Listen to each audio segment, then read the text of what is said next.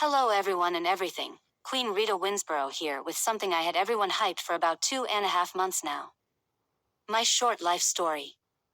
This might be between 5,000 and 8,000 characters long. Warning: some parts of this story have strong language, so listeners' discretion is advised. Alright. So let's begin. Where should I even start? I was born July 3rd, 1998, or so I think. I was dropped off at the doorstep of foster care in 1999. I had a typical babyhood, and I had everything I needed, from food to diaper changes and a clean crib to sleep in. In 2002, I was taken in and accepted by a couple who's already had another adopted child, who was no more than 2 years of age. Little did I know, that child would change my life forever in the few years. I would later form a friendship with this child. Her name is Rickenbach. Me and her would soon know that our so-called loving foster parents would soon always get mad at us for the littlest of things or nothing at all. Real quick before I move on. I started going to school in 2003 and Rickenbach in 2005. School life was average for Rickenbach, and for me, I was picked on constantly because of my pink skin. Rickenbach always stood up for me and I always stood up for her. Did we get scares from the beatings by those kids? Yes. Did we tell an adult? We was scared too. When we tried to tell the teacher, she dismissed us and played it off as it was nothing, and when we tried to tell our foster parents, they did not give a shit whatsoever and sent us to our room for, quote, lying. Anyways, let's continue.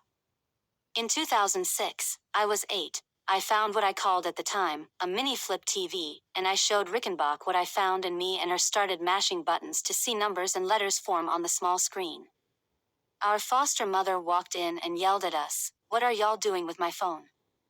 "Oh, that's it's called," I said calmly, while giving the phone back. About a short amount of time passes. She walked in with a stick, not a belt, not a switch, but a damn stick, at least 2 inches in diameter, and started whooping me and Rickenbach for what seemed like forever, then left the room and left me and Rickenbach crying on the bed. What I said earlier about me and Rickenbach, especially me, would get into trouble for the littlest things. Here's 2 examples. In 2007, Rickenbach was hooped and left with no food all day and night just for accidentally clogging the toilet. Basically every or any 7-year-old would do. I stepped up and said, "Don't you think that's kinda mean to do that?" And she slammed me against the wall and yelled, "You stay out of this," drugged me to my room, tossed me on my bed and slammed the door. As for Rickenbach, she was sent to her room. I was able to sneak some leftover lunch and dinner in her room so she could stop crying. And in 2009, in a grocery store, I and Rickenbach wanted candy, like every child would, and we asked our then foster parents and they said no. Rickenbach started to throw a fit, took a random bottle and dropped it on the floor. Foster mom has had enough and began to spank Rickenbach violently. I tried to intervene and get her stopped, but I was pushed and sawed on by foster dad so I wouldn't move. A man saw what was going on and stopped them from beating us. The man called the police and arrested both of them for under the charges of child abuse, child neglect, and resisting an officer. They tried to run away after they were handcuffed, LMAO. That man said he would take custody of me and Rickenbach. A ruling have declared that the man take full custody of us. That man's name is Aiden Monroe Pierce. Shortly after, he drove us all the way to Tennessee, Mint Hill I believe, to live with his friend, who was rich and married. Between 2009 and 2012, me and Rickenbach had the time of our lives. We got a computer and laptop, our own phones, all the food we wanted. We barely got into trouble, our own beds in the same room, and went to a private school. Going there was better than the school we was going to. I made a couple of friends, even though they weren't very close. Aiden would stop by occasionally and check on us, take us out to have fun, and rewarded us extra money. Aiden is the best. Unfortunately, good things must come to an end. On July 6, 2012, in the middle of summer, Aiden took us to another friend's house just to stay for a couple of days. That house was on a curve with no barriers, no guardrails, nothing to stop a drunk or sleepy driver from running into the house. That dreadful afternoon, Aiden took Rickenbach to the doctor because she wasn't feeling good, and I, a 14-year-old girl, chose to stay at the house. I wasn't really home alone. His friend was asleep downstairs on the other end of the house. I was upstairs in my temporary room. I was on my bed with a helmet on for some reason that a trucker was asleep behind the wheel doing between 60 to 70 miles per hour, ran off the road and directly into the home. The truck sliced part of my room.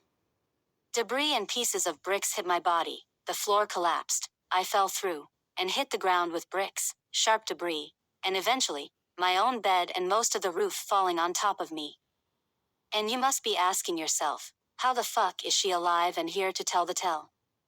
How the hell can she walk fully? How come it didn't make headlines? Just listen in and you'll know. Aiden said it took them 30 minutes, using special tools, to get me out of the total carnage. Aiden says Rickenbach was crying uncontrollably, repeatedly asking if I'm gonna be alright. Turns out, the helmet only saved me from getting my head crushed. However, I did get moderate brain injuries. At the hospital with both pelvises broken in an estimated 5 places, 2 broken arms, neck pull, fractured skull, some broken ribs, multiple pulled muscles, and some of my organs were internally damaged. I was revived between 4 to 6 times within those past 6 months. I had multiple metal rods and screws, casts, and a breathing tube to help me breathe, even a pint and a half of blood, some donated by Rickenbach, and a machine that filters blood and puts it back in my body. I was in a medically induced coma for over 15 months. I woke up in October 2014. When I woke up, I was in intense pain and despair. Holding Rickenbach's hand and her telling me, "It's gonna be okay, I promise Bae," gave me motivation to go through the painful healing process. Turns out, while I was in my coma, Aiden kept scrolling through the internet using codes someone gave him to erase any traces of the accident and my injuries off of media outlets because I'm pretty sure I didn't want a paparazzi in my room or when I got out the hospital, and Aiden didn't want them to ask me or him any questions or making any articles on me or him, and if they did, he would sue them for a privacy violation. On March 30th, 2015, I decided to walk for the first time in almost 2 years. I just had surgery to increase my chances of walking back on December 2014, so I wasn't really in a paraplegic state, but it was very hard and painful for me to stand. I couldn't put my full body weight on my legs yet, but I was showing signs of progress. Between 2014 and 2017 was a slow and painful recovery process. Using a wheelchair to get around was a pain in the ass, especially getting around my step-on's house, with multiple surgeries to increase my chances of walking and multiple physical therapy sessions. Aiden, Rickenbach, Rico, Erica, and few other of Rickenbach's family members, mostly Rickenbach, was there for me throughout the entire process. And in 2016, me and Rickenbach decided to take online classes together to get a diploma. I got my diploma in 2018 and Rickenbach got hers in 2020. On April 15, 2021, I had the last surgery to walk normally, mostly to get rid of the major limping. July 3, 2022, I decided to get a job at Applebee's. I'm not telling you which location, and a few days later, made a YouTube account to troll people to take my stress out. Also, doing it with Rickenbach was and still is my favorite coping mechanism to blow steam and relieve stress.